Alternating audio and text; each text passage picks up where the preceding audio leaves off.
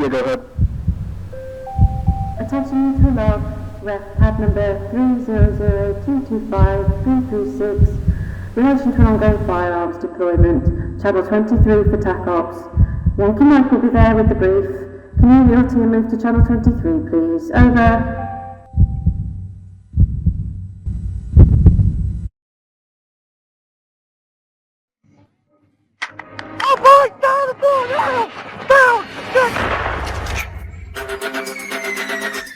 Firearms crimes numbers are on the rise, and in turn are the number of firearms officers. Across the UK, Metropolitan Forces are arming all of their frontline officers, from the specialist road policing teams We're gonna make tactical contact to West Midlands response police officers. Previously existing teams are adapting and utilising their new bits of kit, and new teams are forming in the fight against violent crime. Drop the gun! Drop the gun! Police officer with taser! 50 pounds box where you are! Stay where you are! Hands on your head! Because whatever the call, they won't back down. Because cometh the hour, Police officer with taser! 50 pounds box! cometh the Interceptors. All in all, a good job, really. Coming up, a high-speed crackdown on violent offenders. Bound to stop, bound to stop. You can get stingers. RTC, Cottrill's Lane. Drug search goes metal. And possibly the most intense moment ever captured in Interceptor history. Please stand still now! Bravo 2-6, shots fired, shots fired!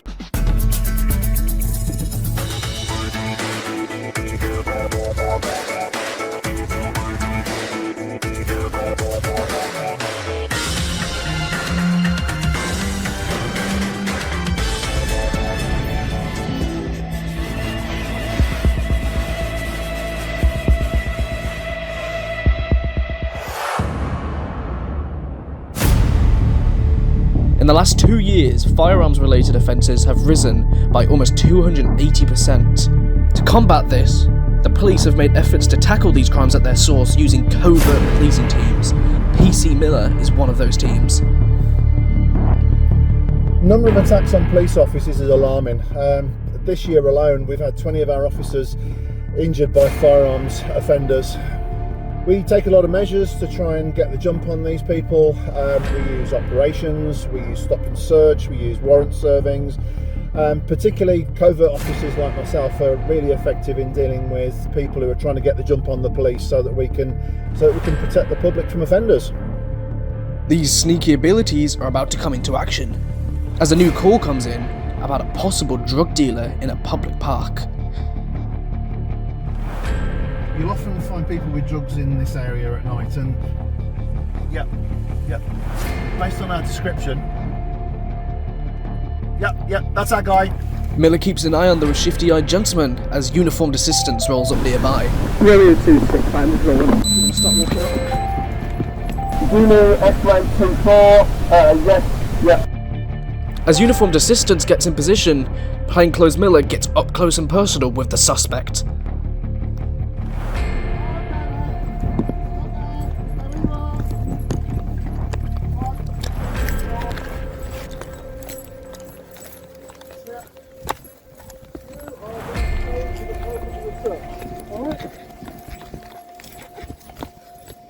Right, mate. It's going to be under Section 23, Misuse of Drugs Act, okay? I'll handcuff this way, yeah. Caught in the net. Right, settle yourself. Stop. Great. So the grounds of the search is that the person matching description is apparently dealing drugs in this area, okay? Object to search, any drugs on your person, or any paraphernalia, okay? I'm not required to show my warrant card as I'm in uniform, but he's required to show you his warrant card. It's going to be Constable James Miller. I'm Police Sergeant Wimslade, okay? I'm based out of Bloxwich Police Station, okay? You are entitled to a copy of the search within 6 days of completion, alright? You are detained for purposes, okay? Stand still. Is there anything on you that's going to stick, poke or stab up? I've done nothing. I've got nothing. Right. Get off me! Settle yourself down, mate. You're going to go on the floor. Stand. Right. Nothing on these pockets, yeah? As the search begins, tensions suddenly rise. I ain't got nothing. What's in that there, mate? Nothing. What's in that pocket? Nothing. saying nothing. The man was hiding a potential firearm in his pocket, causing immediate concern for the Interceptors.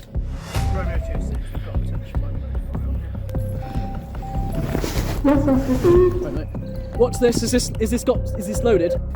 I don't know. It's nothing to do with me. Right, you got anything else in you, mate? No. Shut the door, I'm gonna check on this side. Yeah.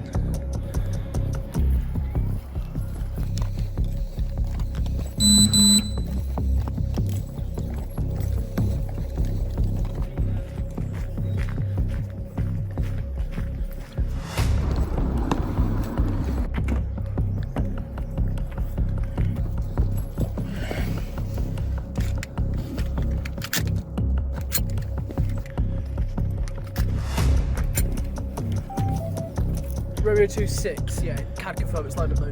One in the chamber. The gun was ready with one in the chamber. It's a good job the man didn't feel like pulling it. Miller takes the suspect back to the car, and the uniforms quickly catch up. Live and loaded.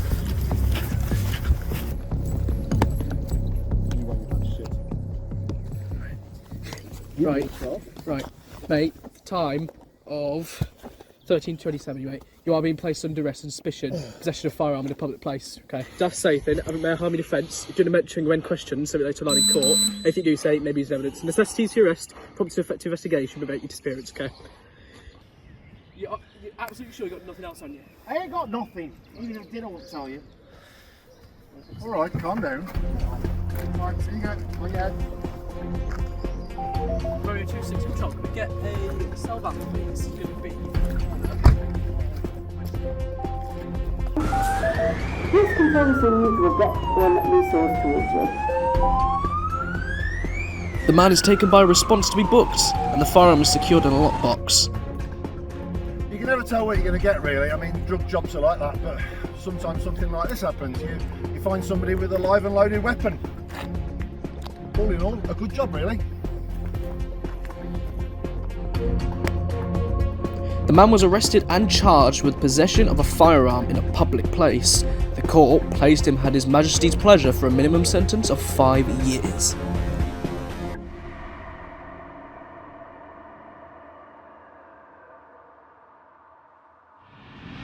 The routine arming of cops across the UK is a brand new precedent in policing history. Having all the bobbies on the beat carrying firearms previously used to be something only certain forces had access to, such as the Northern Ireland Police, or the coppers that guard our nukes. However, in the last 2 years, 13 police officers died in the line of duty, 5 of which from violent firearms crime. This number would have been significant if it only covered the last half-decade. But with so much violence in such a short amount of time, it caused the government to make an effort to arm forces across England and Wales. So far, the only 2 forces to nearly arm all their frontline officers is the Metropolitan Police Service in London and West Midlands Police. It's caused a mixed reaction from both the public and the cops. The routine arming of police officers is contentious, even in the police itself, because you have essentially frontline workers who are conscientious objectors who are leaving the frontline positions and moving to more administrative positions, meaning we're losing people on the teams. But at the end of the day, it's just another tool. A firearm is a tool that we use in the job. We've always had weapons, so it's just adapting and learning to use these in effective methods. Right now, the Interceptors are looking for a gentleman who's connected to a shooting in the area. Reportedly, the young man had shot and killed another person in their own home. Police have identified the person and are searching for him with the help of stop and search orders in the area.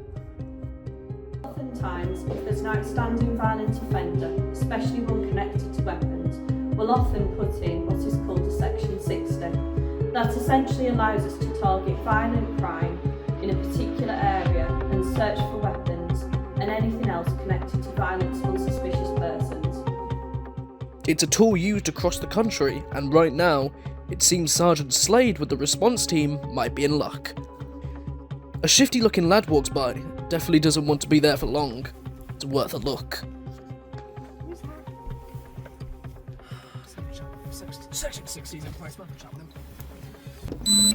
Hi mate, it's a police officer. Stay there for a sec. And he's off like a shot. Oi! 026 pop suit. 026 pop suit. It's going to be an IC1 male, black jacket, grey joggers, black and grey shoes and red stripe. Currently going southbound Doncombe Street. More units, please. Police officers, so you are. With backup on the way, the runaway sees a nearby opportunity, an adjacent front door, and escape route. Stop. 026, we're on 22 Doncombe Street. Stop.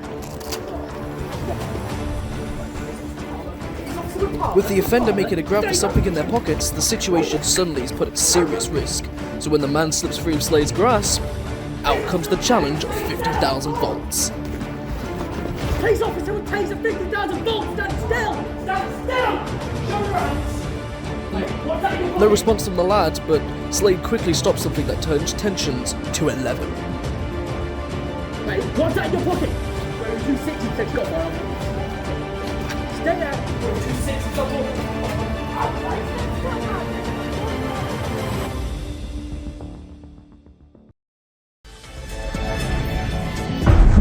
Police, show me your hands! Prior to this year, the deployment and use of firearms was highly strictly monitored and controlled in UK policing. The decision to send armed cops to a job was up to highly trained tactical firearms commanders. But now, with firearms in the hands of every single officer on shift, the decision to pull that weapon is more or less down to the officer. 026 foot suit. It's going to be an IC1 male, black jacket, grey joggers, black and grey shoes and red stripe. Currently going southbound Doncombe Street. More units, please. Police officers, so you are. Received Romeo 26, Zulu X-ray 24, Delta Yankee 54, attaching to a new log for foot pursuit.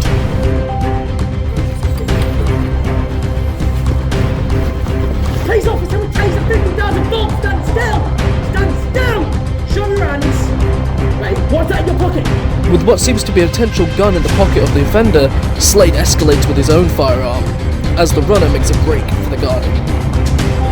026, self-authorized file. I'm breaking up still now. Control received, control to Yankee Mike, spontaneous firearms incident will be attached to this log. And then, Show me your hands. Stand still. 026, shots fired. Shots fired. Officer needs assistance. Bells, please. worst case scenario. In the control room, a huge police and ambulance response is starting. An officer-involved shooting is no joke.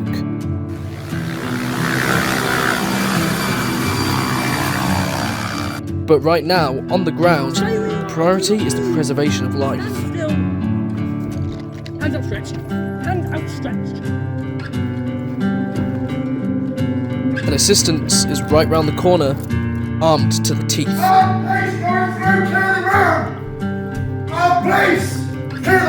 Due to the risk of the situation, all non-police officers, including our camera crews, are forced to move back.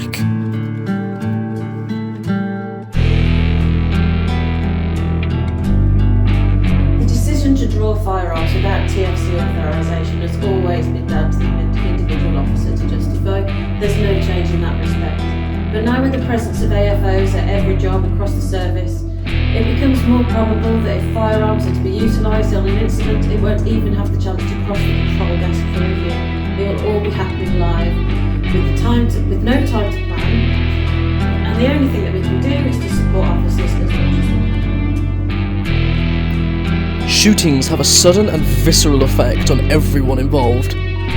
From the cops that shoot, to the family of the shot party. The man is assisted by police and ambulance staff before being airlifted to the hospital, but it's not looking good.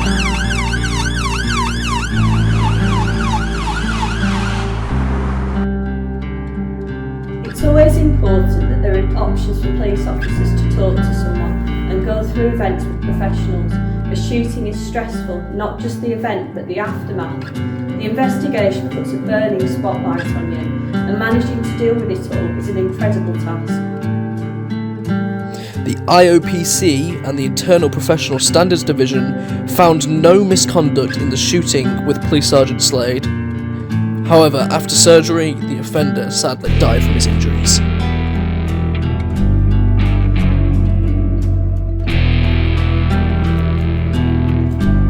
don't try to hurt people, we really don't. We do everything we can to avoid that, but our primary objective is to maintain the King's peace, and sometimes it means taking risks, and officers face more risks than others, but it's worth it, and I think you've really got to bear that in mind when you're making any judgments about the things that the force does and the decisions it takes.